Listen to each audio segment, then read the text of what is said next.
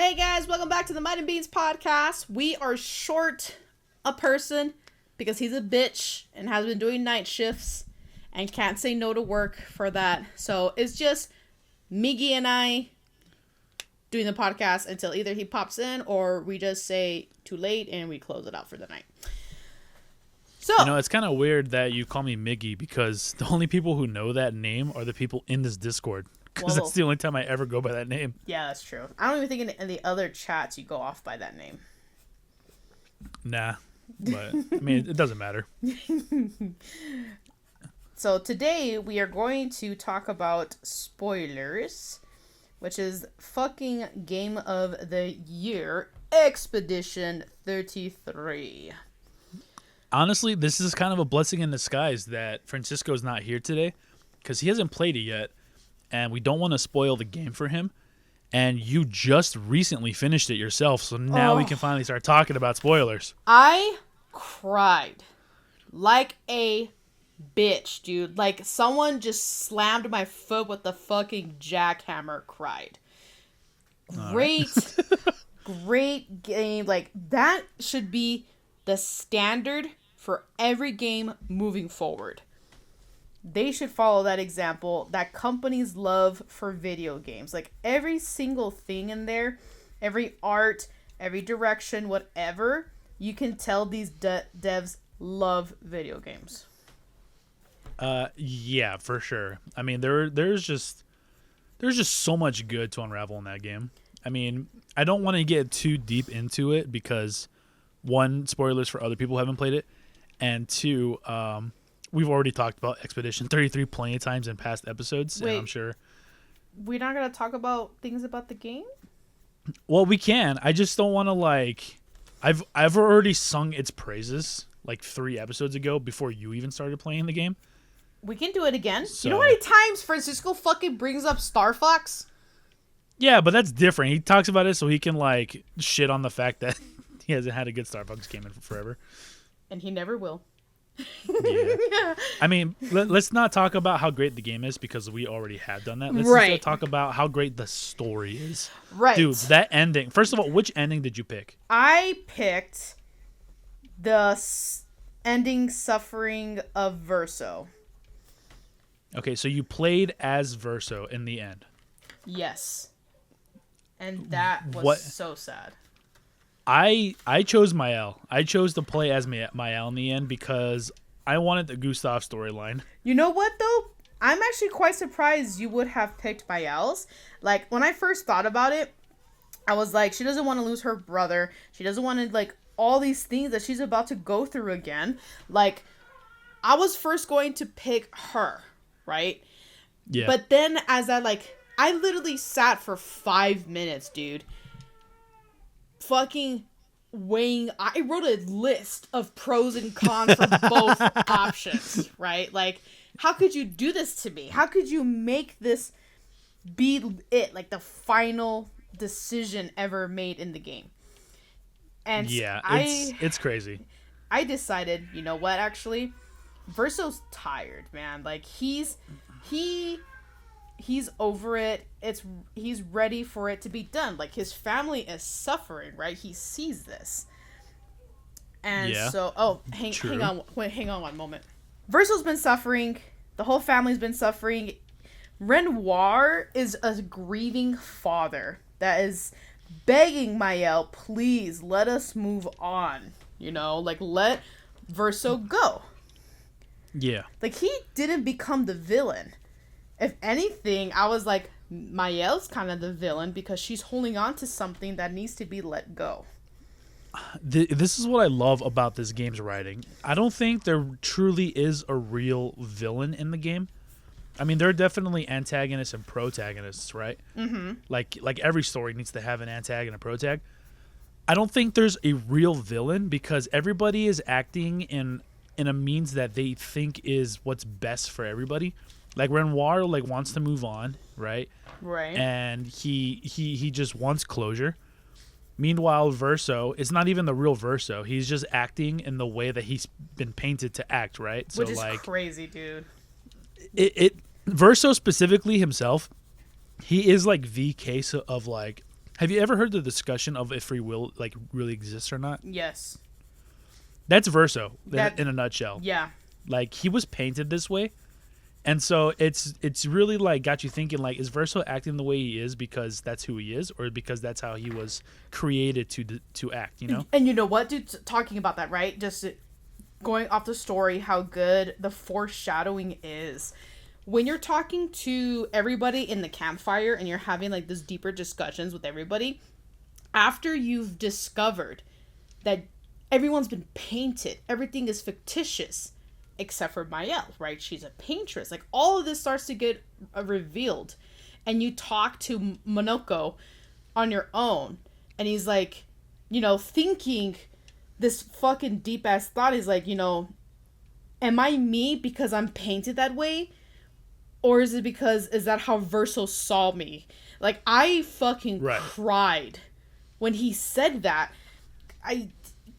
God, this game's so good. Yeah, I think the game does a really good job at giving you a choice that is genuinely like it has actual consequences depending on what you decide. And it actually is a difficult choice to make. Where, you know, other games that give you quote unquote options and choices. Yeah. Typically they're all very like empty, or like the changes are very minor, so it doesn't actually matter, or there's an obvious option. Or it's like an option that you didn't even want in the first place, you know? I think this game does a really good job of offering you a genuine moral dilemma that you have to actually like think about. And because in the case of Mael, she's like, as opposed to like Renoir's grieving and he wants closure, where Mael is grieving and she just wants her brother back, is what it is, right? Yes. Like, she doesn't want the quote unquote dream to end because that's where she's happy. Because then she'll lose her brother all over again. Yeah, exactly. It's such good fucking writing. And I cried because I have siblings, obviously, right? You do? That's crazy, dude. Ain't that, dude? Fucking drive me nuts. but it's like, I really did take like 5 minutes to decide, because I cried with Mael, thinking, what if I lost my brother, right? And not just something that like he died of old age or something that was more natural. That my brother sacrificed his life to save me, and I'm going through survivor guilt. Like, why? Yeah, that's definitely survivor's guilt, you know? And so I was crying in that regard, thinking, well, I understand, Mael. I don't want to lose my brother again. You've been in this dream for 60 some years, or however long they said it was, and you're about to lose it all again. Well, herself, she was only there for was it like 10 years or something like that? Some kind of time frame. Yeah, she enters the painting, and then she gets trapped she gets repainted. Yes. So she's 16 in the game, so that's how long she was in there for. Yes, because that's right. my mom repaints her when she enters, and she loses control. That's right, because she also repaints her to have a voice, to have, like, you know, all the burns, scars gone. Right, yeah. And so, for 16 years, you've been in there with who you thought really was your brother, right? And then, you know, rest in peace, Gustav. All that happens, and then Verso kicks in, accidentally taking the place as a brother for Mael. Just to learn Verso truly is your brother, but it's not him because he died in a fire. Like, it's fucking crazy. I wouldn't know how to control myself. Like, how do I move on after learning that information? Some people won't, and she doesn't want to. Yeah. So there was that dilemma. But then wait a minute. Is this what Junior would have wanted? To watch me suffer, to see his family. We can't move on. We can't continue our life because of me. Because I'm stuck in this painting because I don't want this dream to end. And so I made the decision that we have to move on. So I picked Versos. I cried disgustingly, but I think that was the right choice. I started a second playthrough because I wanted to get the other ending. Luckily, I was around when Danny beat the game, so I watched him, and he just so happened to pick Verso when I picked Mael. Mm-hmm. So I got to watch both cutscenes. Do you want me to tell you what happens in the Mael cutscene, or do you want to just get through the game again and watch it yourself? Go ahead and tell me. As much as I do love this game, I don't know if I'm going to play it the same way second time around, because I feel like I've done really good in certain parts. And if I try it again, like, I just can't nail it. Okay, well, definitely keep playing like normally, just so you can, see some of the side content that you haven't seen yet. There's definitely at least one area and boss that you have not seen that I want you to see. Okay. But basically, and also you should probably watch the cutscene as well, just so you can get the impact of listening to all the music and everything. But essentially, what happens in the Mael cutscene is Mael beats Verso, and then she repaints the whole world, the whole canvas, and it cuts to them at the theater, and everyone's gathered. Ciel's there with her husband, and they're all walking towards their seats to the theater because they're gonna watch a performance. Gustav comes walking around the corner with Sophie. Oh my god! Everyone's alive again, and on stage Verso comes out and he's playing piano, and in the middle of the piano performance, Mael starts to get the same black eyes that her mom got for staying in the canvas for too long. And that's literally what Clea was warning her about. Yeah, so I think Mael's ending is technically the bad ending. Right. But I wanted to see Gustav again, man. That is so sad. And when Verso called her out, like, you lied, not even to Papa or our dad, to your father. Like, the certain words they used as they progress in the story, learning true information, his lingo started to change. How he talks about himself, how he talks about the family, because he's like, I'm truly not Verso, even though I have his memories, his face, his voice, and like, it was just so good how they did it. Genuinely, one of my favorite things about the game, which is also why the story is so good, is because the dialogue is so good. Yes. A lot of their conversations and everything, like the way the characters are written, the way they perform the lines, just feels so like natural and real. You know? I don't know if it happens in Mael's cutscene, but in Verso's, right, when everyone is gomaging away because he made young Verso stop painting the world, I fucking called it. I knew that young boy was the shadow of the son that died.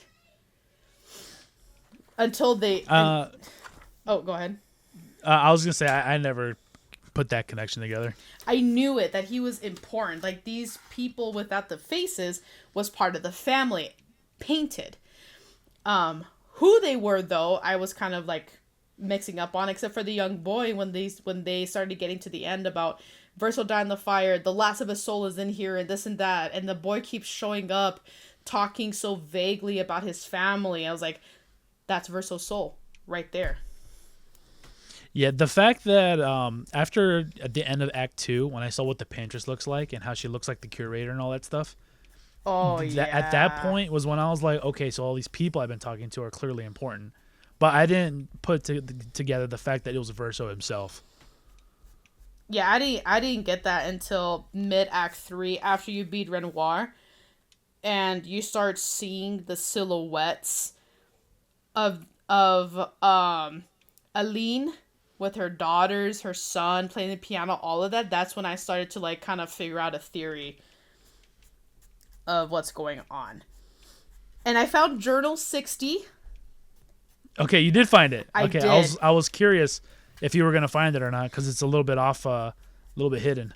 It was actually pretty well hidden, because it was like, oh, bring Eskie to go fetch it or whatever, and I was like, at first I was gonna say no, and I was like, no, fuck it. I'm like, right here at the end, let's do it, right? I'm about to beat this game, and sure enough, it was 60's journal, and I was like, oh, here it is.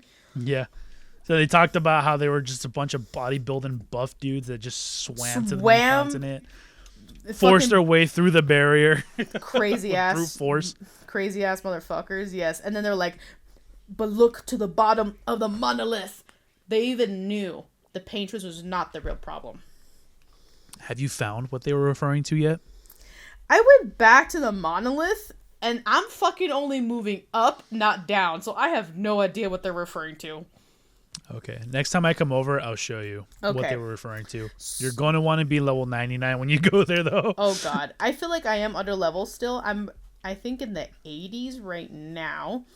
Yeah, you're under leveled for that area. I beat the snake in the sky. I've beaten other things around the map. I'm in the middle of trying to fight the lamp master in that. Oh, yeah. In the painting world or whatever? Yeah, like canvas. It's pretty fucking difficult, dude. Just one hit and I'm done almost. Yeah, thankfully that fight is for the most part the same as fighting him in the past. So it's not necessarily trying to learn new moves. It's more so he's just really strong. Yes, incredibly. I also took on this, I don't know what to call it. I think it's called the Chosen Path, where there's, like, everybody fights their own individual fights within the canvas. The door opens and there's, like, a secret thing in there. Yeah, in one of the floating areas? Yeah. I already did that. I've gone... I know you fought Clea, and I know you fought Alicia. Yes. And then, just kind of exploring around, seeing what I have and haven't gotten. There's, like not really much left, I think, besides finding the merchants to buy shit that I haven't bought the first round go. Mm-hmm. What else is there? I'm trying to think. I know you haven't done all the Gestural beaches. No, I haven't looking at the outfits that you've done, but those are all just for outfits. You don't really get like anything crazy for them. They're just little side challenges that are really fucking annoying, honestly. Yeah, that's why I really haven't like hard pushed, for like no reason. That's why I really push myself to like get it done, because it's like this shit's optional, it's just for clothing. It's not even for like a cool weapon or anything like that. So it's like fuck it. I'm not in a hurry to get Monoko in a fucking G-string. I was gonna say, dude, you can get him in a fucking 2-piece. Yeah, but I don't know. I'm not in no hurry. Oh, cool thing too. Yeah. I'm sure you knew this already because you're such a big fan. That I guess the dev's dogs is named Monoko, and so that character is a shout out to their dog. Actually, I did not know that. And that's I'm a fan of the game itself. I don't really necessarily follow the developers or the development or anything like that. Yeah, and that's why he goes wow wow wow as a shout out to his dog. Ow wow wow. And then the same thing too in the music when it goes bow wow wow. It's apparently bow wow wow. It's saying bow wow wow, but it is super deep like bass. But see what I mean? Like wow, wow. They love the game so much. They even put their dog as part of the family portrait. Yeah, I think it's... I don't remember where it was at, but I think it's in the manor when you jump through the Mario 64 painting. Yes. There's another portrait in that hidden room. I think it's a picture of all the developers. Yes. If I remember correctly. They took like a nice picture, and you see the dog is right there front and center. Yeah. Mr. Bow Wow Wow. I like... When I was climbing Lumiere, I think that's when I started to really understand Renoir and why he's doing what he's doing and really relate to him. Yeah, you relate to being like a 60-year-old dude? No, wait a minute, okay? I mean, like, I understand that you want to move on from the Grieve and from the Grieve. General Grievous. It's time to abandon canvas. What is he saying in his own words? Like life makes you take choices you don't want to, or whatever his verbiage is. Something like that. And I also one-shotted him. So I don't know what the fight looks like. The final boss? Yeah. Oh shit, level like 75 or whatever was still too strong? It was still... I have a theory. Because as I was reading through comments on TikTok, it seems like everybody else was having the same problem. My theory is it's on purpose. Because Renoir is tired. That he doesn't want to do this anymore. I doubt it, honestly. I doubt they would just make the final boss a one-shot. I don't know. I mean, I don't know if I've said this on the podcast, but I accidentally went into that final fight at level 90, and so I one-shotted the final boss. And so I told Ruby, I said to not do that. And when you were about level 75, I was like, that's probably a good level to go fight him. But you're telling me you one-shotted him at level 75 as well? I went in like at 77, right? Like a little bit over. I made one round with everybody, and we killed him. Well, we got him to the halfway mark or a little bit less, and the whole scene happens when Aline comes in to like fight against Siren because Siren like saved him. Like that whole thing happens. Win another round and we killed him. Okay. Well, advice to anybody that's playing the game and you don't care about story spoilers, so you're listening to this right now. As soon as you enter Act 3, go straight to the final boss then. Well, because you should enter Act 3 like around like mid 60s or 50s, depending how fucking good you are. Or 50s, yeah. It just depends. Like, if you're really godlike at your parryings and stuff like that, then you could challenge him at the 50s. But the problem is that, like, even though I one-shotted him, the Clay Obscures and everything else that he summoned were pretty fucking difficult. Like, they were still quite a challenge. Yeah. So I felt like, okay, I am at a good level to take him on, right? That I'm not just going to kill him in one shot like how you did. But then I get in the fight, and I'm just like, are you kidding me? Like, Jesus Christ. I don't know. I don't know what to tell you. Also, the game kind of does put a wool over your eyes with how fucking strong certain enemies or side bosses are. Thinking, like, holy shit. If fighting the duelist was this hard, I can't imagine the final boss, right? So you gear up, you level up, you do all these things, get these badass skills, get a team synergy going, just to go in and just like all over him. Yeah, well, I mean, I don't know, dude. I don't know what the proper level is. I need to talk to the developers and be like, hey, yo, guys, I need some advice here. I need some advice because the same thing happens too with oh shit, I forgot what boss it was. That it's like it was pretty easy to fight against them. Like the Paintress. Like the Paintress actually wasn't difficult. I wouldn't say she was easy, but I did beat her my first try. But it was like close. Like I had to use all my items, like healing items and revival items and shit. I did as well, but it wasn't as difficult as fighting Renoir the first turn. That first go did take me like 4 or 5 tries to get him. The first Renoir fight was similar for me with the Paintress, where I got in my first try, but I had to use all my resources to do it. Yeah, it was extremely difficult. And then when I finally did it, I was just like, yes! I like jumped up from my seat, and Ben's looking at me like I'm some kind of fucking freak. Well, you are. Well, yeah. I don't doubt that.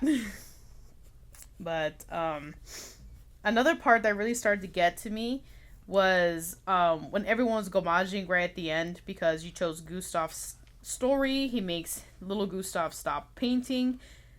That you mean Verso? Oh, Verso. I'm sorry. With Verso, Lune doesn't go say bye to him. She's so pissed. She just sits there. Pissed. Yeah. She gives you fucking death eyes, dude. She just sat there and said, fuck you. Like, legit, if she could have, she would have killed you in that moment. Yeah. I think she would have. She would have definitely tried. She absolutely would have, if it wasn't for the fact that that barrier was, like, stopping her. And you know, I have a theory. Because you and I slept with Ciel first. What if we slept with Lune and Ciel was pissed? I mean, maybe. I don't know if the developers would add 2 different cutscenes depending on your relationship with characters, but that'd be a nice attention to detail if they did, though. Yeah, because I noticed that Ciel became, like, after that whole secret thing, right? That she became a bit lovey-dovey, more touchy with Verso. And I was just wondering, is it because I slept with her compared to if I would have slept with Lune? I don't know. I'm gonna find out my second playthrough. I'm gonna fuck Lune. Well, you let me know. And it was funny too, when you're talking more to Ciel and she's talking about her husband and what happened to him, and Verso's like kind of quiet. Before I continued the next sentence, I was like, damn, dude, she's talking about her husband and you guys just fucked a little bit ago. I went to the next sentence. She was like, oh, don't worry. If there was any way to bring him back, I would drop you in a heartbeat. And I was like, holy shit. I was like, damn, all right. I mean, at least you got your loyalty. I'd do the same, but, you know. Yeah, exactly. It's like, at least you got your loyalty with you, but holy shit. That was funny. I think I actually broke down though when Monoko and Eske come to hug Verso one last time, and he's all like, I'll miss you guys, and they just gomage away. Oh my god, dude, that broke me so bad. It was so sad. Eske was a character that like I didn't really care for in the beginning, but then over time he grew on me. Because in the beginning, I thought he was just kind of, like, annoying. Yeah. Like, ooh, because he talked really slowly and stuff. You know, he was, like, the quote-unquote, like, dumb friend. Yeah, he was always too happy. But, yeah, he ended up growing on me, and that did make me upset, seeing that cutscene. Where I connected with him was when Ciel figured out that Eske was the one that saved her from drowning. Mon ami. And that he admitted without having to say that he was there, because she was like, you know, how did you hear me? He's like, I heard you crying. And I was just like, like, it was like, oh my god. This game did a great job that there wasn't a person you hated. I didn't hate any characters. At first I hated Renoir. I was like, oh, you fucking bitch, you just killed Gustav. But then then I understood why. Yeah. I was just like, oh my god, this game. It definitely is that type of game where you hate the villain, and then by the end you're like, nah, I get it. Mm-hmm. You just hate the developers for forcing us to make that fucking decision at the end. How dare you make a great fucking game, developers? How dare you? Because now every game that comes up, I'm like, it's not Game of the Year. It doesn't beat Expedition 33. So far, this is my Game of the Year. That is 100% for a fact. Oh, it has to be. I haven't played that many games that's come out this year, though. So it's not really competing against, like, a lot. But still, it is set the bar really fucking high. I genuinely don't know what could top that. Like, I haven't started playing... Yeah, I haven't started playing Doom: The Dark Ages yet, but that game's gonna have to be like damn near perfect to be able to beat Expedition 33. It's just so like the music, top tier. Story is unbeatable. Like, I haven't played a game with a story like this where I'm so invested that I'm staying in the fucking weird mornings playing this game.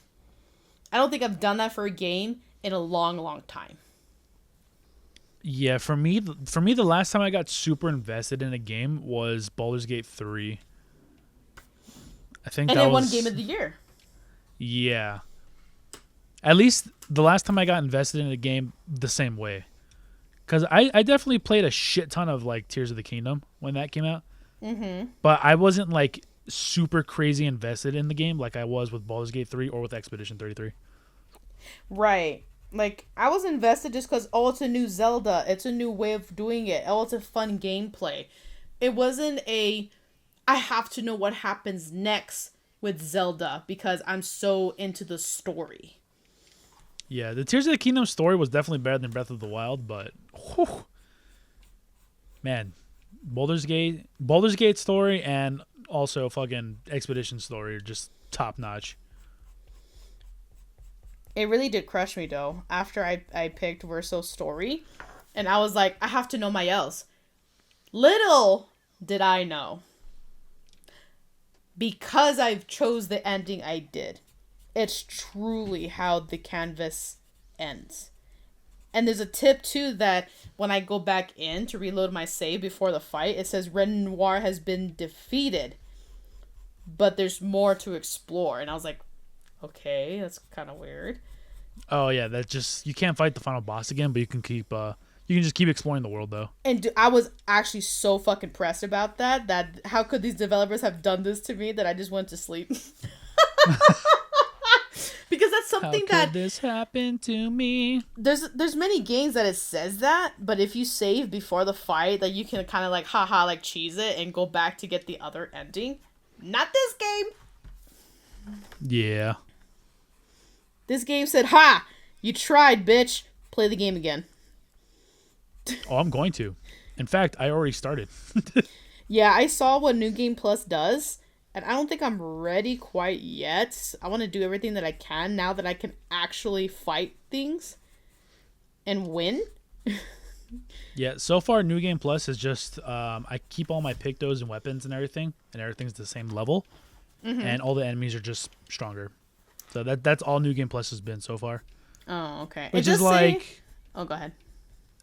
which is like it's not like horrible. I pretty much all New Game Pluses are like that. I just wish there was a little bit more variety.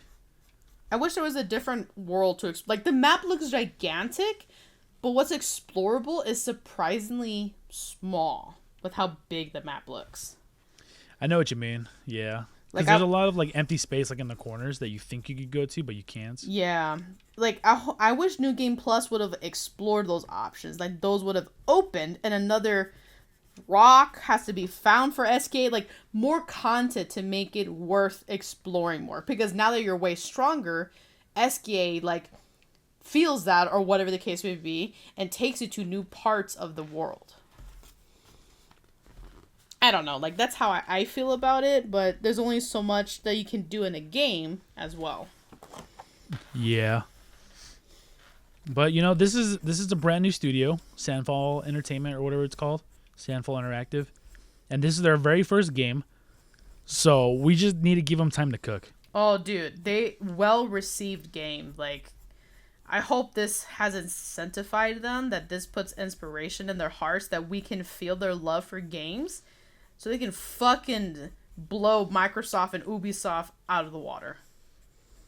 Oh yeah, dude. That Expedition 33 is definitely shitting on AAA games right now. Oh, yep.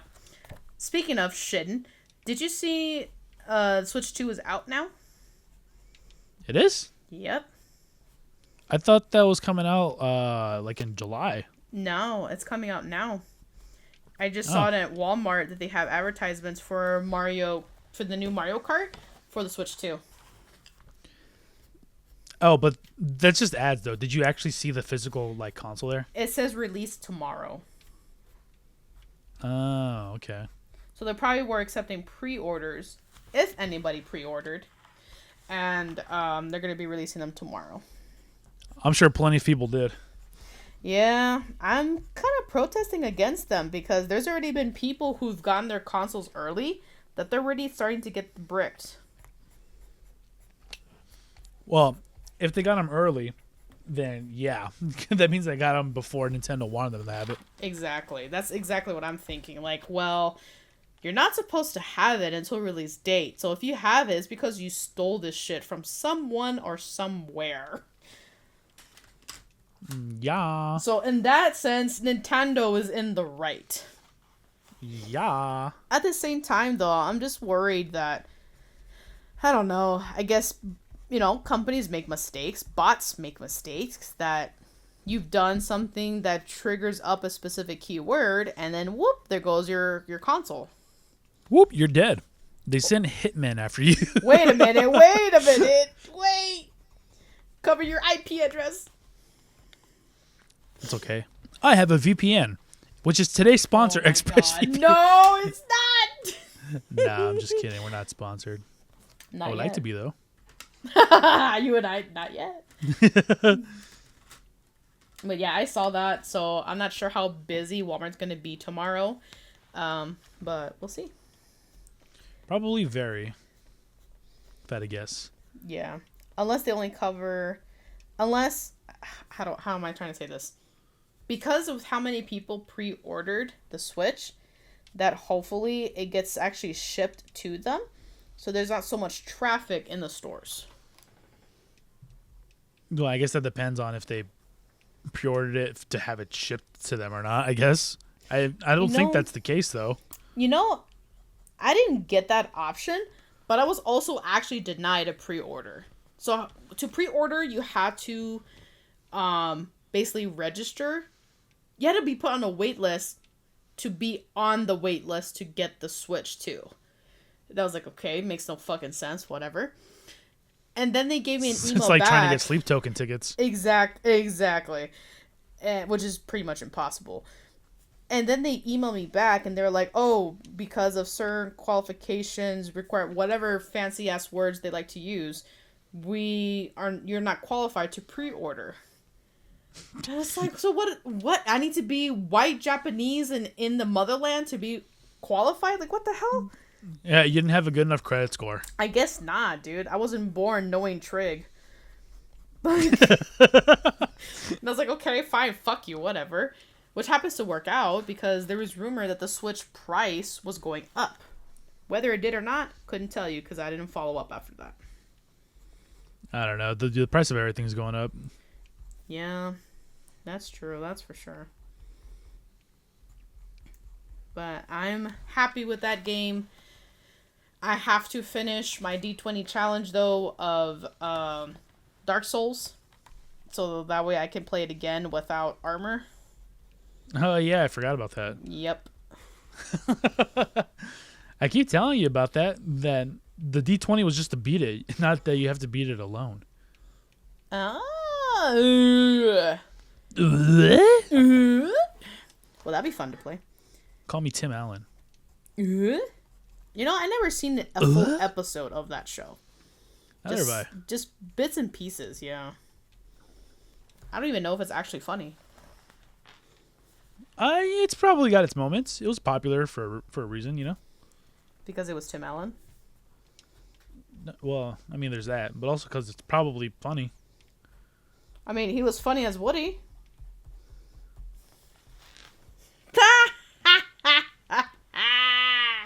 Wait, was that him? Tim Allen was Woody, wasn't he? Okay, yeah, I was like, you're kind of quiet there. I was just letting you do your thing, dude. Oh. But yeah, wrapping up Expedition 33. Fucking amazing game. Definitely game of the year. Highly recommend it. Highly, highly recommend it. I just feel bad for Francisco. He just canceled his Game Pass. Oh, Game Pass? Yeah. And now he can't find a physical copy of this game. That's what happens to you when you cancel Game Pass. That's what happens when you're a scrub. And I don't want no scrub. A scrub is the guy that can get no love from me. But wah, wah. All right, well, moving on to our next topic. I did finish my D20 obligation of beating Psychonauts. Ooh, nice. How was it? And gotta say, Psychonauts, I don't know when the game came out, but it did come out on the original Xbox. So it's a pretty old game. If I had to guess, maybe like 2003 or somewhere in that region. Oh, damn.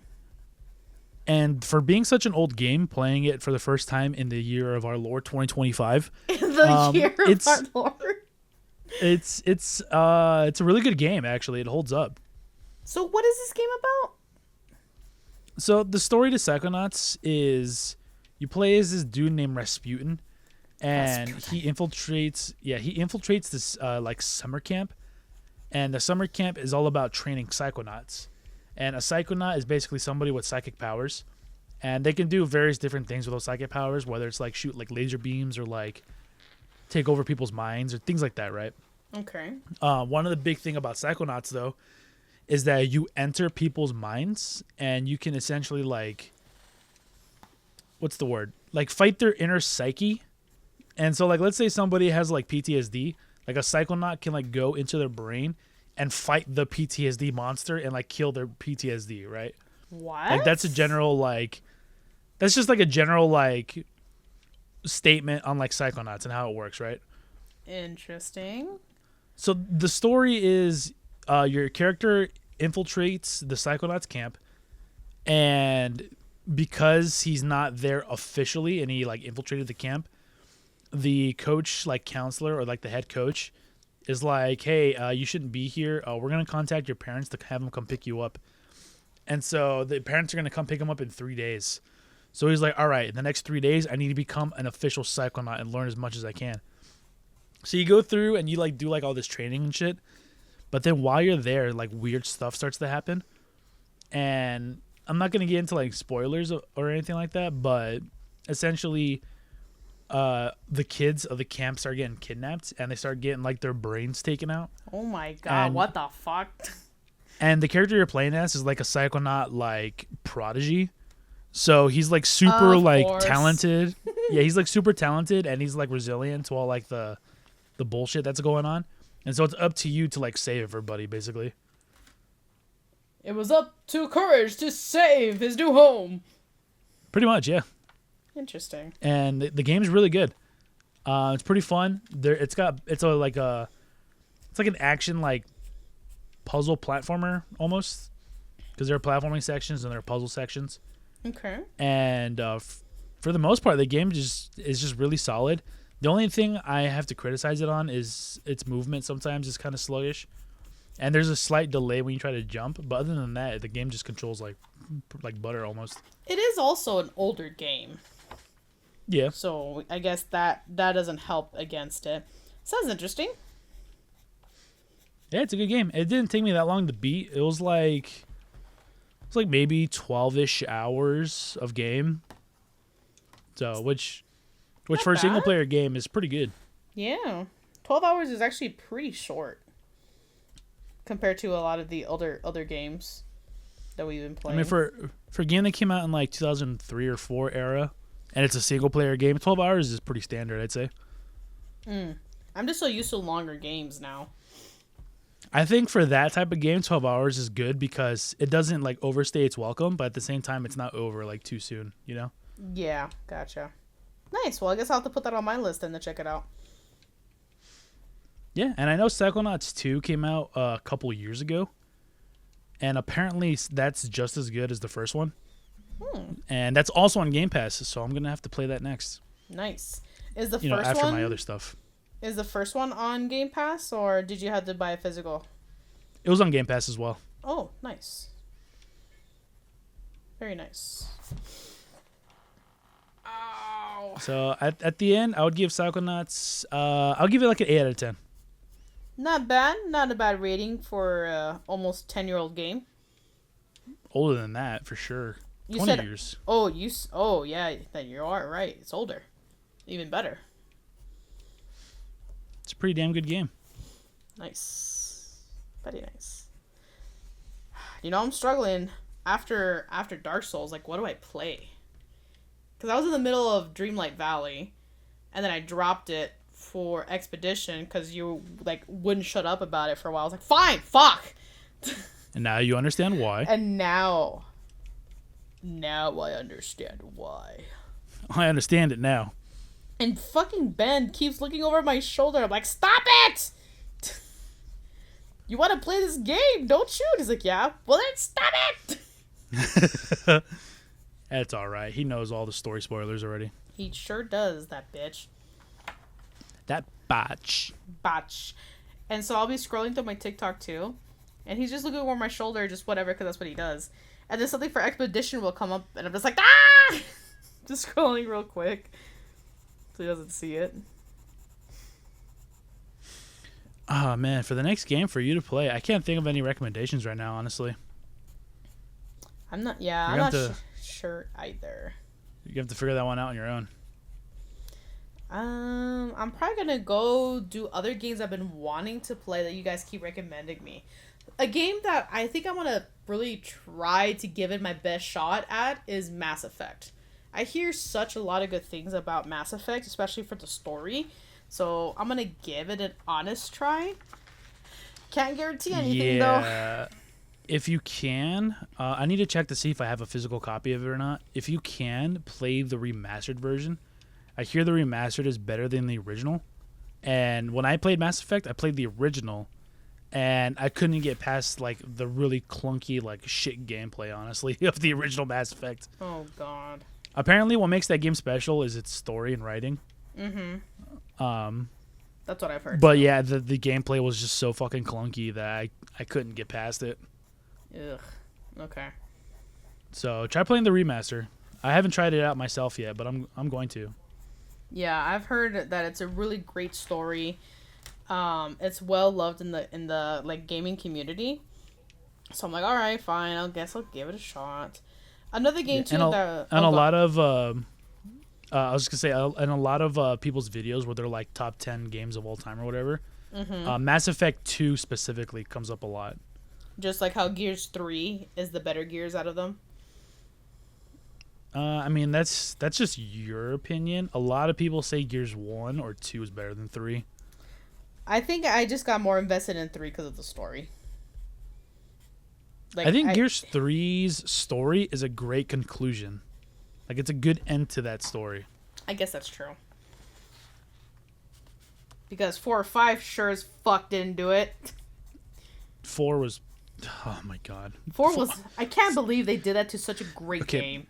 4 was, like, not good, but it wasn't as bad as 5. 5 is fucking terrible. I don't even remember 5. That's how bad it is. It was so bad, dude. Like, it was so fucking bad. I don't even remember what the fuck happens. Genuinely, the only thing I like about 5 is its gameplay, because it actually has really smooth and like fast-paced gameplay. I love the new weapons, and it's satisfying to like just run around super fast and like kill things, you know. Yeah. But the story is so fucking lame. It's poorly written. The characters are not super like interesting, and they're not even unique. If anything, and the dialogue they're a is worse not version. Great. Yeah, like if anything, they're a worse version of already made characters. They really are, honestly. They really are just the worst version of the OG crew. Like, of course, Dom is a shitty ass leader, and it's like that Dom or Marcus. Sorry, is there's like a shitty ass leader for the new team. Marcus didn't Phoenix name his son after Dom? His name is JD. Oh, Jesus Christ. It's I think his name is James. James Dominic. Yeah. But his name is James. Maybe that's why I yell at Ben James. Anyways, I'm not gonna get into Gears 5, man. This shit just sucks. It was not a good game. But I don't know. I don't know what's going to happen for the rest of the year for all these newer games, but they better work their asses off to be better than they would think they are. You know, some clips and a little bit of gameplay has been shown for that game Dispatch. I guess the demo came out recently. Yeah. It looks pretty interesting, honestly. And then the art style is really endearing. Like, at first when I was watching clips, I thought it was just clips from a show. And then, like, the options popped up for, like, dialogue options. I was like, wait, this is a game? And then I heard Aaron Paul's voice. I was like, oh, this is that game Dispatch that they showed off at the Game Awards. Yeah. I'm actually excited for that. When they first showed it, it looks like a lot of fun. Something unique, something that looks funny. Yeah, the art style and the voice acting that I've seen so far is pretty good. I can't wait. Can't wait. And I haven't played Split Fiction yet. That's another like potential Game of the Year contender. That's right. We need to play that. Yeah, Francisco was like, I'll just let you borrow it since I haven't been playing it. Oh, he has a physical? So, yeah. Yeah, whenever it comes to like games that he like really gets excited for, he always gets a physical copy of. Which I do the same thing too, but I tend to like test drive them first on Game Pass. Like Lies of P, like I played Lies of P on Game Pass. And but I'm getting a physical copy because that game is just really fucking good, and I'm gonna do the same with Expedition as well. Yeah, like if there's an option to play it on Game Pass, might as well, like you said, test it out first before you drop $60 for that. Yeah. Because what if like Francisco drops 60 bones for a game, and he's like, "Wow, this game is shit." You're not getting that money back. Not at full price, like you're not. Yeah. Unless you go to Walmart, and even then, good luck. I'm not going to pull a certain somebody I know whose name rhymes with Fanny that just won't play a game that's available for free. And it's just going to be like, oh, everyone says the game's bad, so I'm not going to play it. Fanny Phantom. Yeah. Yeah, that don't make sense to me, dog. I hope he hears me. He probably does. He's talking shit about you right now. It'd be funny.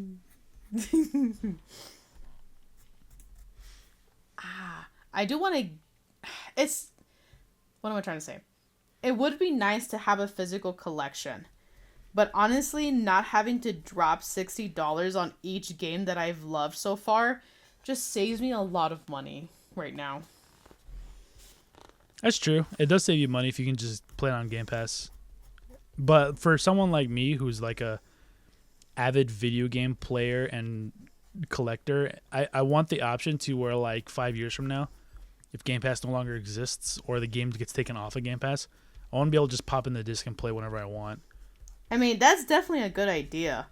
You also don't have kids. Yeah. So it's really hard to be like, instead of buying Valerie $70 worth of clothes, I'm going to go buy myself a game. Like, I unfortunately just don't have that option. Yeah, it sounds like a whole lot of not my problem. Well, be glad it isn't. If you ever want kids, make it a last priority. Nope. I'm going to keep it that way. No kids for me. There you go. Are you ever going to get a vasectomy then, since you're never going to want kids? I mean, I don't know. Just an option. Don't that shit cost money? Probably not. You should go through your, if you have any insurance, talk to them and see.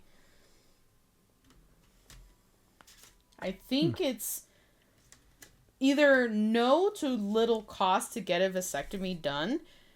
Whether that's true or not, if you have insurance or don't have insurance, I don't know about that one. Well, I guess it'll just depend on the price if that's the case. Yeah.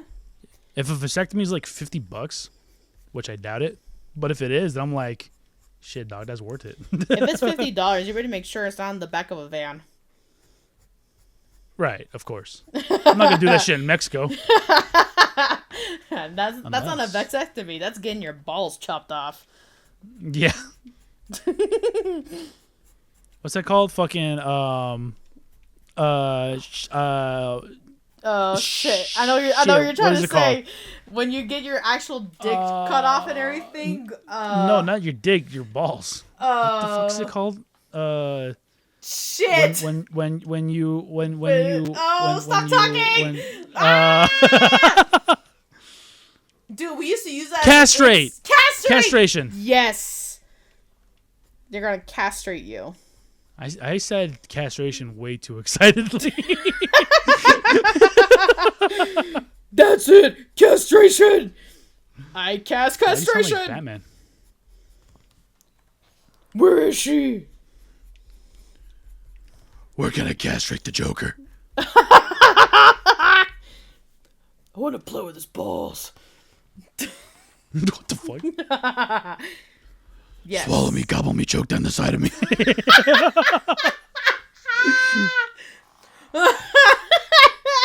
Oh my god. Oh Jesus Christ.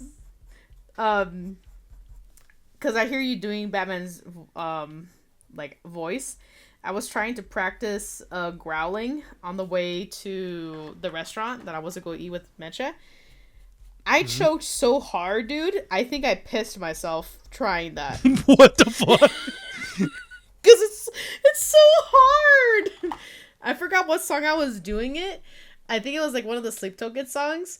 And I just tried it just to okay, it has to come from the diaphragm.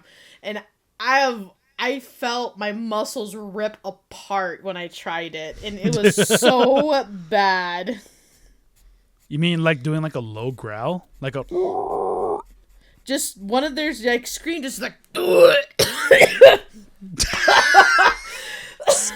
Sounds like you fucking threw up. I can't even attempt it, dude. It was for Take Me Back to Eden. Like at the end when he of does that the scream song. at the very end? Yes. And oh my god, dude. It was terrible. I think somebody thought I was fucking choking while driving.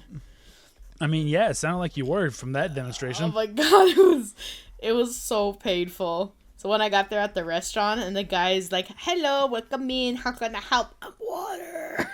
What the fuck? What restaurant did you go to? I went to this place called Tuk Tuk Thai. It was this Thai restaurant. It was actually really good. Oh, I've seen that like driving by before. Yeah, I've never had Thai food before. I hear it's good. I don't know if what I had was considered Thai because I just had chicken on a rack with rice, but it was fucking good. Chicken on a rack. Yeah, they made grilled. It was lemongrass chicken specifically is what it was called. Ooh, lemongrass chicken. That shit's bussin', dude. It was really fucking good. It's my first time having that with the peanut sauce and sticky rice. I had lemongrass chicken when we went to visit our family in Connecticut. Mm-hmm. One of our cousins, he ordered food from this restaurant. I don't know if it was a Thai place or not, but they had lemongrass chicken, and that shit was fucking thebomb.com. It was so good, dude. That shit was dripping of juices when the lady brought it on the rack for me. I was like, God damn, this shit's a 10 out of 10 already. And so I like took the first bite into the chicken. It was so moist, so tasty. Like it really didn't need anything else. Like no sauce, no marinade, nothing. It was so fucking good like that. But I was like, I never had peanut sauce. Like let's taste it. Call me white. I never thought peanut butter and chicken would be so good together. I mean, I don't know why I need to call you white because of that, but okay. because white people do crazy ass mixes like that, like crazy ass shit. I guess. But I took that bite and I was just like, oh my god! I drained my chicken in that. I drained my balls into my chicken. I fucking gooned all over that chicken. Nothing like a midnight moon goon session. Oh my god! All over my lemongrass chicken. Dude, in front of my chicken? Not in front of my salad. Not in front of the chicken.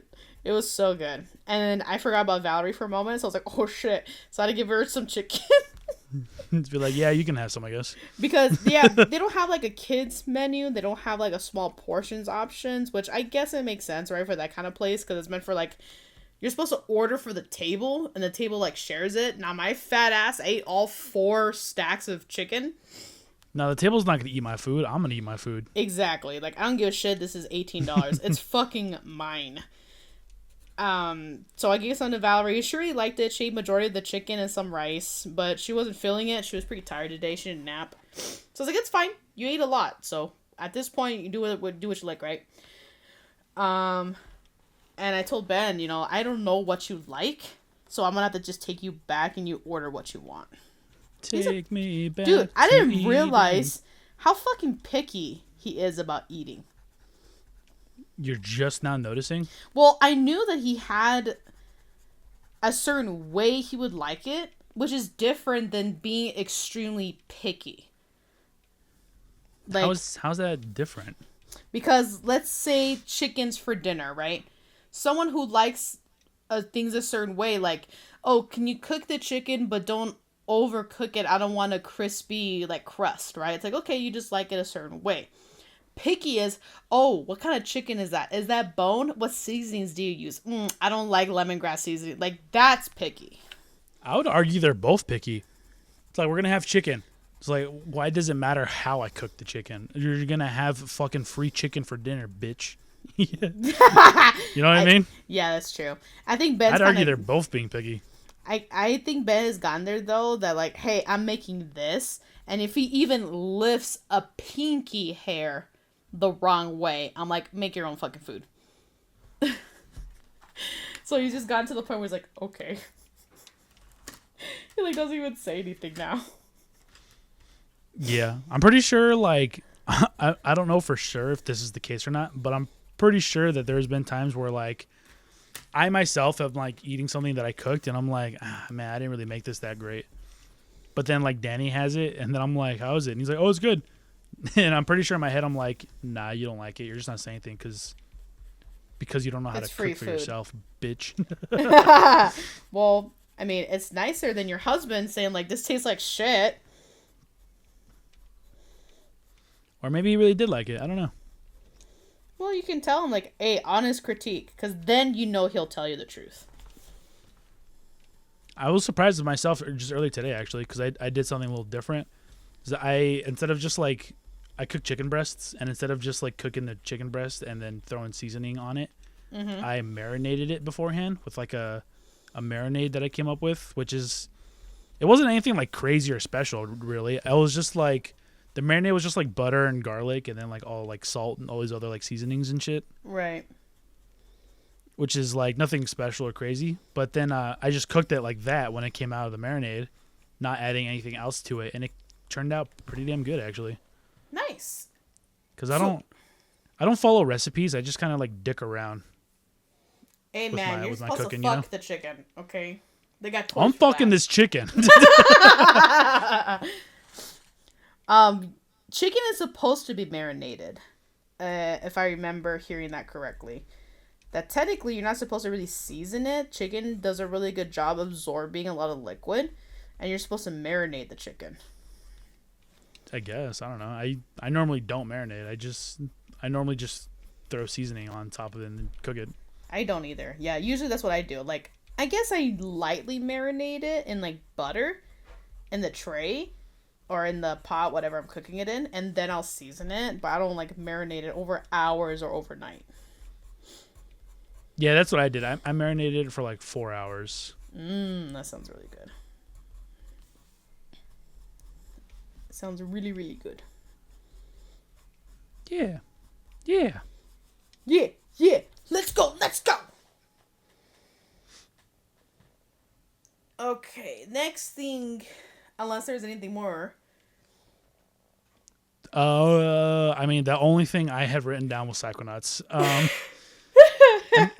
I mean, there was some Ray William Johnson drama, but I didn't like get the full story before coming on here, though. Oh, I thought he was basically like Dunsies with all his content. No, he still makes videos. He posts daily like shorts and stuff. Where it's basically just like, what's it called? It's all like true crime shit where he just like tells stories about these things that happened in the past, like true crime like incidents and whatnot. Oh, interesting. You know what I mean? And it's like on TikTok or something, or his own YouTube channel? He posts them on YouTube, but I see him on TikTok. And it's like story time stuff where it's like, so this guy did this 10 years ago, blah, blah, blah. And then he tells the whole story of what happened. Oh, interesting. Well, but recently, I came across a video of this girl who was basically copying his whole video like style. Right. But what she ended up saying was Ray William Johnson turned out to be her dad that abandoned her and her mom when she was born, like 20 years ago or whatever the fuck it was. Whoa. And that the mom had like reached out to Ray like several times to try and like get the money that he was getting off of being successful like during YouTube for Equals 3 and shit. Right. But he just completely ignored them and was like, nah, I want nothing to do with you and that kid. And so she was telling the story about how Ray William Johnson is actually her deadbeat dad. Yikes. But I just recently saw a video uploaded by Ray William Johnson where that's all apparently not true and she's just lying for clout. And that she actually has a history of like baiting her audience just to try and get like clicks and shit. Oh my god. Why do people have to do that if it's true that she's lying? Like I said, I didn't get the full story. Remember when you joined the call and I was like, oh yeah, I was watching a Ray William Johnson video. Mm-hmm. That's what I was watching. To get the full story? Yeah, and I didn't finish the video. So. Oh, sorry, my bad. That's all good. It was a long video, so long for a TikTok at least. It was like 5 minutes. Yeah, drama like that, like you have to do some serious fucking research. So you're gonna be digging that rabbit hole for a while. I mean, I don't know if I'm gonna do digging. I'm just gonna finish watching that one video and see what he says.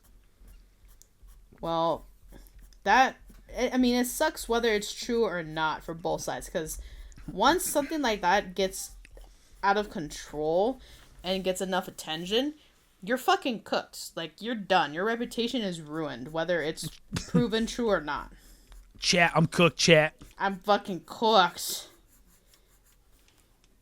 It just really sucks. Yeah, so I'm just kind of... I'll update you if I remember on what the situation was with that. If I remember, yeah, I'll update you on that. You'll probably forget as soon as we hang up this call. Probably. Wah, wah. But yeah, I don't really have too much to talk about. Oh, actually, you know what? I do remember there's one other thing that I was going to mention. I forgot to write down in the topics channel. But now that Expedition 33 is fully out, and a lot of people who weren't playing it day one like me are finally like starting to catch up on the hype and everything. Yeah. I've been watching a lot of reaction content, like watching people's reactions to certain parts of the story or like, you know, musical parts and stuff like that. Yeah. Oh, yes. A lot of videos that I've been watching tend to be this general consensus where it's, I was skeptical of the game because it was turn-based combat, but now that I'm playing it, it's really good. And it just made me think, like, why are there so many quote-unquote gamers that just shit on turn-based, like, gameplay? Like, I genuinely don't get it. Isn't like, turn-based the standard, basically? Or, like, overall what majority games are? Like, fighting games?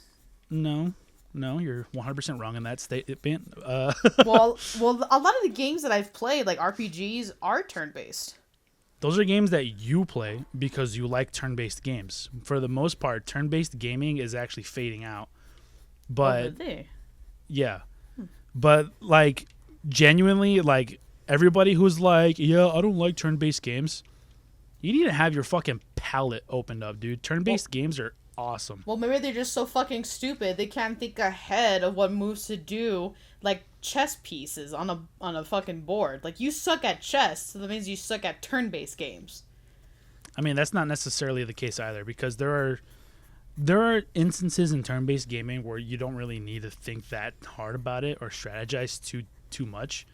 Like, my playthrough through Final Fantasy X wasn't that difficult. I didn't need to do that much strategizing. But, like, turn-based games are just really, really fun. I genuinely don't get, like, why so many people, like, hate on it. You know, I could see it's because it ruins the mojo, maybe, of the game. Like, the fighting is not, like, a hack and slash. It's not fast-paced or anything. I can kind of see it like that. But at the same time, turn-based is a unique charm where you can literally sit there just like, okay, we're going to do this, we're going to do that, and then boom. Oh, that didn't work. Okay, we're going to do this and that. Like, I don't know how to explain it. I fucking love turn-based. It's so fun. Yeah, man. I like to think and strategize, like, ahead. Like, if I do this move with this character can do this because it stacks on that, and so on and so forth. Yeah. Everyone that's not giving Expedition 33 a proper chance because they're like, oh, it's turn-based combat. Like, you're an idiot. Open your mind, dog. Turn-based games are great. There's a reason why Final Fantasy is like one of the biggest franchises of all time. And there's a reason why like Pokemon is one of the biggest franchises of all time. Yeah. And I can already tell that some people are going to make the argument where like, oh, turn-based was a product of its time because now that gaming is bigger than it is, we can afford to create games that don't need to rely on turn-based combat because we're able to create much bigger set pieces in modern gaming. I get that argument, right? Where turn-based is a product of a time where we couldn't really put the time and effort into creating a game like, you know, for example, Red Dead Redemption, right? You couldn't create a space to fight and not lose, like, the point of the game. Yeah. Yeah, I get that argument. But that doesn't change the fact that turn-based games are like, what's the word I'm trying to say? They have a spot in the gaming world. Yeah, they have a charm that you will not experience until you try them yourself. You know what I mean? Like, I think especially if it's got good what's it called? Like a good and unique mechanic to them. Like Expedition 33, for example, where it's not just like, oh, you wait your turn. You can actually like do shit during like the enemy's turns. Yeah, like right? It's interactive. You just don't hit a button and then you like, okay, the move does its thing. Okay, next thing. Like you have to be continuously involved in battle. Yeah, it's not like Pokemon where you push a button and you do a move and then you just wait until it's your turn. Fucking fate or chance, like, oh, you hit. Oh, you missed your attack. Yeah, there are other really, really fucking great turn-based games that I can recommend to people. Like, for example, the Mario RPG games. They all have that mechanic where you can, like, do a button press during your attack to do more damage, or to have something that's normally not an AoE become an AoE, or when an enemy's attacking you, you can, like, parry it and shit like that, right? Right. Like the Mario RPGs also do that. And then Grandia 3. Oh, yes, right? I was going to bring that game up. That has like that unique timeline system where enemies have like their motion set on a wheel that you can see like how quickly they move on the wheel.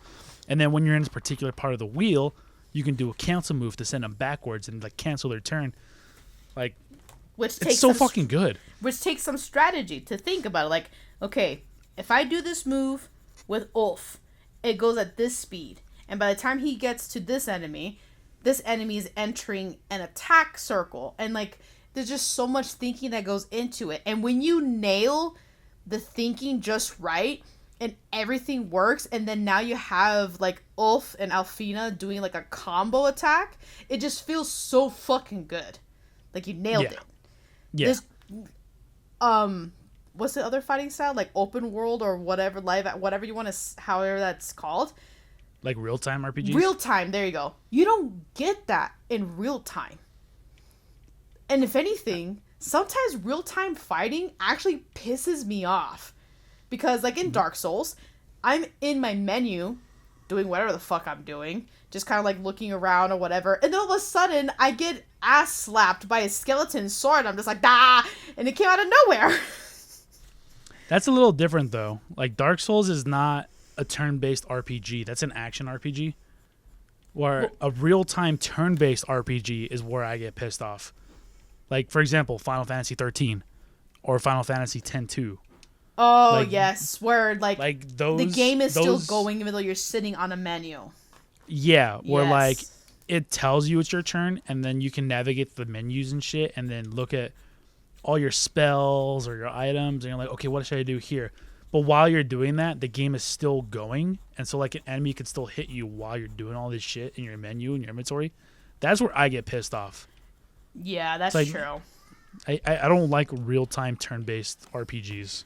And that was hard to learn because Art thought that can, right? At least for me, he was a big inspiration to play video games, to actually get invested, specifically with RPGs. Like, yeah, he played a lot of JRPGs. Yeah, our dad played games, but it was nothing to what my thought that Ken used to play. We were like, ooh, what the games he played, because my dad could never understand how to play that game. No, the only games Dad played was like Mario Bros. And like Tetris and like Contra. Right, exactly. Which are all still like awesome, fun games, but those definitely don't require as much thinking. It was definitely just like a point and shoot kind of game, right? Like very simple. And so when I saw him play Final Fantasy and I finally got to the age where I could kind of understand how the game works, my dad didn't care. We were fucking 8 years old. I want to play Dragon Quest. Okay. And like gave us a controller. I'll never forget playing through Ocarina of Time at an age when I couldn't read. Like, that definitely made my playthrough like way more difficult than if I could. But you know what though? We beat it. Yeah, through sheer tenacity and just banging my head against the wall. We fucking did it though. But playing 10-2 was probably my most difficult game because I would die without even realizing why or how I died. Until as I got older, I was like, oh, the game is still going when I'm trying to change my dress spheres. The game is still going when I'm trying to heal Yuki, right? And I was like, shit, I have to be fast at this. Yuki? Yeah, that's the name, the girl with the braids in her hair with a really short ass skirt. Nah, Yuna. Oh, Riku. Riku. That's her name. Sorry, not Yuki. That's right. Her name was Riku. But it was just like, shit, dude, this sucks. And there's no shortcuts. There's no short keys or anything. You gotta do this shit manually as fast as possible. Yup. And I think what's also really annoying about that game specifically is that you have the little bar that fills up that tells you when it's your turn, right? Yes. And the enemies also have this bar, but it's like invisible, so you can't see it. Right. So it can be your turn, and you can like be like, I know exactly what I want to do, navigate the menu perfectly, and select like that move that you want to do. But then it takes time for that move to go, and then like the enemy could attack you while you're waiting for the move to like activate. So like if someone's one shot and you're like, all right, I'm gonna use a heal spell. You select it, and then you wait 2 seconds, and then the enemy attacks, kills who you're trying to heal, and then the heal spell activates. It's like, God fucking damn it. That happened to me so many fucking times at the final boss, playing against that big-ass mecha. And I was just like, dude, fuck this shit, man. I quit. It was so stupid, man. It really pissed me off. And you don't get iframes at all. No. It was I can't say that word. Anyways. Not like you haven't already many times on this podcast. I know, but you've had to I don't censor them either. Oh, you don't? Oh, my bad. No. We said it before, we'll say it again. This podcast for people who don't get offended easily. But yeah, I agree. I feel like turn-based, I've always just have so much more fun with it. Especially I need to play it. Fuga. The Steel of Memories or Memories of Steel. I can't remember what it's called. Melody of Steel. Melody of Steel. That's also a unique turn-based game that I've never played a game like that before. So it gets addicting pretty quick. I haven't played it either. Yeah. I don't know if you ever will, honestly. Because, right, it has furry characters, anthropomorphic characters. The story, though, is so good. And the art is beautiful in that game. I don't really care that the characters are furry, honestly. As long as the gameplay's fun and the story's good and stuff, I'll play again. The gameplay is definitely fun because it definitely requires thinking than just kind of like hit an X. This dude will shoot this kind of ammo out of the tank. This person will shoot that. Like, it definitely takes some strategy that is really addicting. At least for me, it is. Super, super fun. Yeah, if it's fun, then I'll check it out. Yeah. I know the third one just came out like a week ago or something like that. Oh, you know what? I think I'm going to play that next. I'm going to finish Dark Souls. And I'm going to pick up Fuga and hopefully finish that. And hopefully it'll be let good. me know how it turns out. Yeah. What's another fun turn-based game? Obviously, no, not that game. Shut up, Ruby. I was gonna say, obviously, Kingdom Hearts. Boy, was I wrong. I mean, I mentioned it earlier, but the Mario RPGs, like Thousand Year Door, Paper Mario. Oh, what a fun game. Mario and Luigi. Mario and Luigi Bowser's Inside Story specifically is the only one I have played of the Mario and Luigi games. That one's good. Yes. Have you have Brothership, right? Have you played that one yet? No, I haven't actually. I haven't bought it just because it's no. No, it was gifted to you. It was Christmas. gifted to me. I can't believe I haven't played it yet.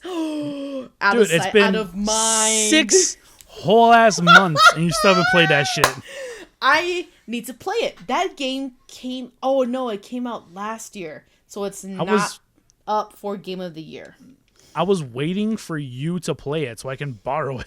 Well, why don't you borrow it first then? I can't. I'm in the middle of other games right now, so. Que verga, pues. Well, I am, okay? I don't know what to tell you. I'm in the middle of other games because I'm waiting on that one. And then Princess Peach's Showtime. Did you ever finish that one? I did. I did give my review about it. I'll recap it. Yeah, that's right. Yeah, I'll recap it again for others who didn't catch it. I gave it, I think, a 8 out of 10. It's definitely a very kids game. It's not difficult for adults. For being on the Switch, it was incredibly clunky. Cutscene animations was not very fluid. The gameplay was pretty fun. The soundtracks were pretty fun to listen to. The final boss was really disappointing. And the level designs were kind of boring. It was just the same thing, but colored over. So you're just... It was the same, but different. Like, right, because the whole point is that you're going through different scenes in a play. Each scene didn't really feel different, except for the kung fu and ice skating. Everything else is kind of like, nah. Like, unique enough. But not something that was like, wow. Okay, all right. Yeah, it was fun. I just don't know if I would ever play it again unless Valerie wants me to play with her specifically. All right. Well, that's another one I want to borrow when you were done with it. So yeah, I'll give it to you so you can borrow it. Have you finished Bowser? Have you finished Mario and Luigi's Inside Story? Oh yeah. Fun game. That game's awesome. Oh, good game. If you guys have never played it, it's an older game, so I'm not sure how you're gonna get it if you don't have a physical copy. It got remastered and ported onto the Switch, I believe. Oh, did it now? I think so. Yeah, it was either the Switch or the 3DS or something. I know it. I know it got like a remaster. Oh, I'm gonna have to look into that then. Because I remember seeing a little bit of it. The other Mario and Luigi's stories, I do want to play that. For the longest time, I thought that was the only one. I didn't realize that was like the fifth one, basically. Yeah, it's Mario and Luigi. I think it's like Partners in Time and Dream Team, and then there's another one I can't think of right now, and then of course Brothership. Yeah, I'm gonna have to do some research because those games are really, really fun. Danny knows them. I'm pretty sure he's played all of them. Yeah, he's the one that told me, like, oh, have you played the other ones? And I was like, what? What the fuck do you mean other ones?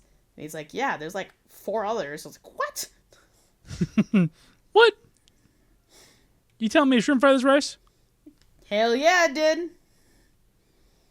I don't know what shrimp noises shrimp make. So I don't think they make noises. I don't think they are capable of it. Just imagine it, okay? When they whoop, whoop with their little feet. I think the only time I've ever heard a shrimp make a sound is like a mantis shrimp like slapping a crab in half. Dude, that shit is so scary. How fast and the force behind their like slap, punch, whatever you want to call it, has. You know, it's weird that, like, science will tell us that those guys put so much force and effort into their punch that they momentarily generate enough like heat that rivals like the surface of the sun. But if you like look at their punch, but if you actually like look at their punch, it does not look like it at all. There's no fucking way it can do that. Supposedly, because of like the way like their shit is like designed, it's like spring loaded in a sense, and then when it shoots out, it moves so quickly and generates so much friction and force that you temporarily that area where it fires, it becomes hot enough to like boil the water that around it. But like it really doesn't look like it when you watch a video of them doing it. You know what I mean? I think on that part specifically, I'm gonna have to call cap on that. They ain't no fucking way. I mean, that's what I've heard on the couple of documentaries that I've watched. I haven't actually fact checked it, but that's what the documentaries have said. I don't know. Like, that's a little too much power for the tiny ass fucking crustacean. Yeah, it doesn't. It also just straight up doesn't fucking look like it. It just looks like it had a stroke and it hit something. I was like, oh, food. That shit is so fast. Isn't there a story that this person actually got hit by one of them and actually like broke his foot or some sort, made like a hole through his shoe? I mean, I've seen a video of somebody that got punched by one on the foot. It didn't like break his foot, but it did punch a hole in his foot, in his shoe. I mean, holy shit! And then he did start bleeding. Jesus Christ, dude, that's the Mike Tyson of the ocean. Pretty much. Anyways, shrimp noises. Imagine whatever you want. I'm sure that's the noise they make. Well, the noise I thought of was the mantis shrimp going. Nice.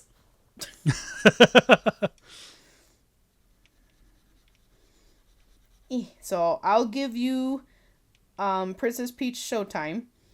And I'll get to Fuga, because I'm sure that's on Game Pass on Xbox that I can play on my PC. I don't think it's on Game Pass, but you have to double check. Oh.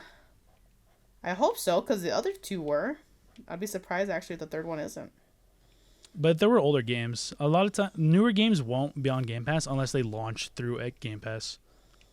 I guess that's true. Which they would need to get a deal with like Microsoft and shit to do that. I'll look into it. I'll see what it happens. Ay. Well, I hope Francisco can get to Expedition soon, because I don't know if I'm going to be able to contain myself. Yeah, don't spoil nothing for him. I'm not going to. I just can't be around him anymore. I can't be around you right now. Why not? Because you haven't played Expedition 33. Because you're uncultured. You must be cultured to be around me. So we'll see if he gets to it eventually. I think he's in the middle of a different game. I can't remember what it was called. Yeah, probably something stupid.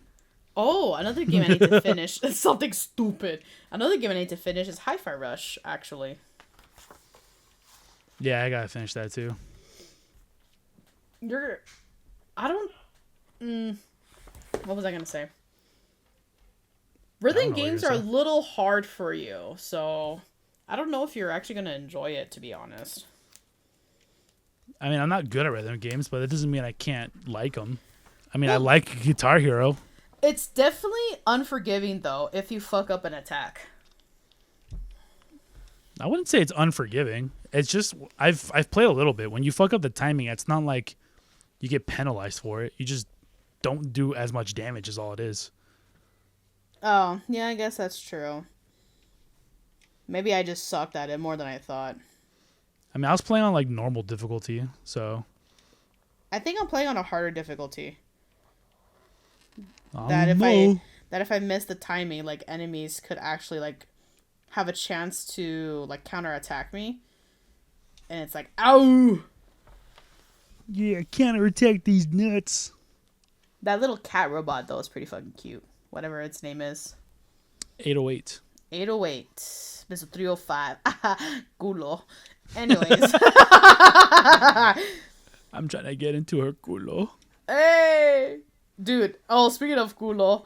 So at the restaurant, Valerie accidentally hit her elbow.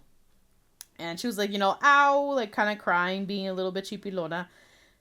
And you know that sana de rana shit that brujeria say? Sana colita de rana or whatever. Right. So, serious dead face. I grabbed Valerie's elbow and I said, sala culo de rana. Dude, Betcha fucking loses it. And I'm like, what? Is that how it goes? And she goes, Ruby, no, you said the asshole of the frog. And I was like, oh my god.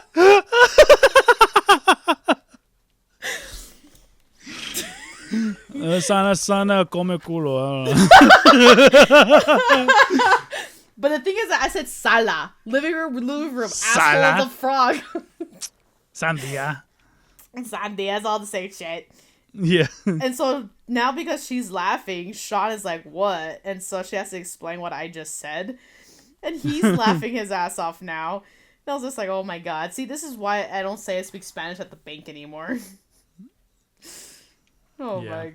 It's tough for you, I know. It's hard to speak English and Spanish. It's just hard to speak in general. Yeah. But yeah, I told Valerie, rana culo. It's okay. She doesn't understand. Oh, I hope not. Okay, well, before we end it off, you have one other topic you posted here, the One OK Rock. Yes. So, I got introduced to a new band today. Kyle messaged me that she just got her wedding dress done and fitted, since the day is coming up pretty soon for her, so she's really excited. And that her hairdresser, her, seamstress, I'm not sure what to call them, that gets them fitted for their dress, said that they listened to a Japanese rock band called One OK Rock. And apparently that they were really good friends with Chester Bennington, who was with Linkin Park before he passed. Yeah. And I was like, oh, cool. Let me check them out. They're okay. They're not really a band that I listen to. Rock. God damn it. I think that's because if I would have listened to them before I started listening to like heavier metal, I probably would have liked them more than I do now. They're really soft. They're like a good introductory to like rock, like before Linkin Park kind of thing. But the lyrics are good. They have really good lyrics. Of course, some of their songs are in Japanese. I'm not really understanding what they're saying, but the music sounds really good. So for anyone out there who wants to give it a listen, that's the name of the band, One OK Rock. Sounds like a fucking radio station. Yeah. Just keep in mind that they're a rock band and they're not a metal band, which is why they're not going to be so heavy. Right. And I think it's because I just shifted my music genre to be a bit more heavier and metal that I'm just like, they're okay. You're welcome, by the way. Yeah. Thank you. Fuck you. Here I am losing myself in Silent Planet. Just fucking. Silent Planet's good, dude. Yeah, it is. They're good with the sauce. They're really good. Their lyrics are just powerful. And you know, I found them randomly on a whim, too. Like, I was scrolling through Twitter, and the song Antimatter had just dropped. And I came across a quote retweet that was like, "My boys don't miss." And it was the Antimatter, like, posted. Mm-hmm. And I was like, what is this? And I listened to it, and I was like, this is bussin', dude. And then I went and listened to all their other songs, and I was like, oh, hell yeah. I just found my new jam. Nice. And it's been history since. Nice. Yeah, it's a good band. Just not for me.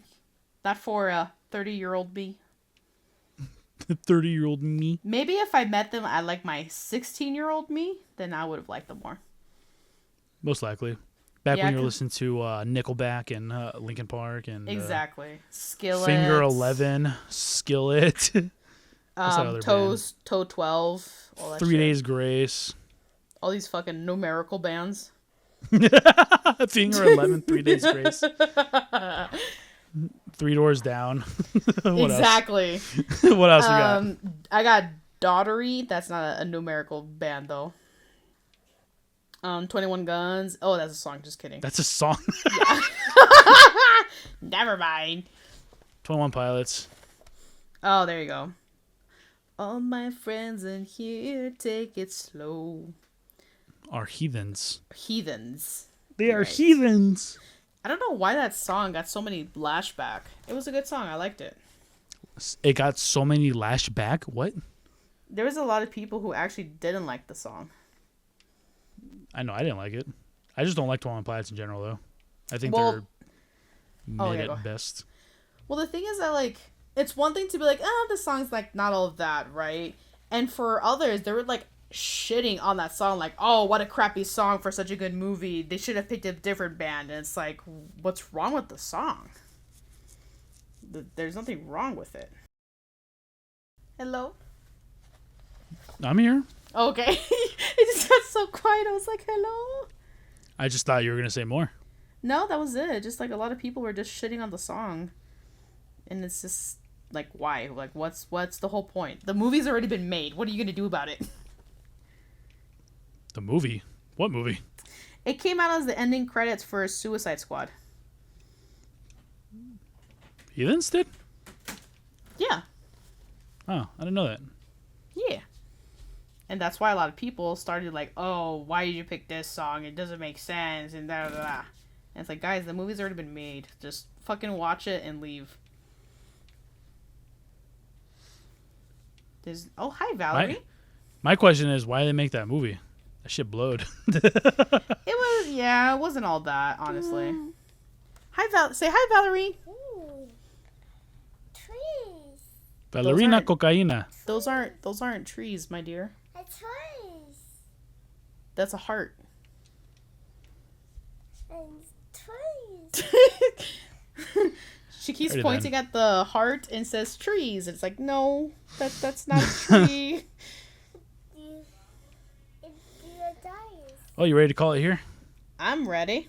You're gonna have to end it though for me since I have Valerie in my ear telling me tree every 30 seconds.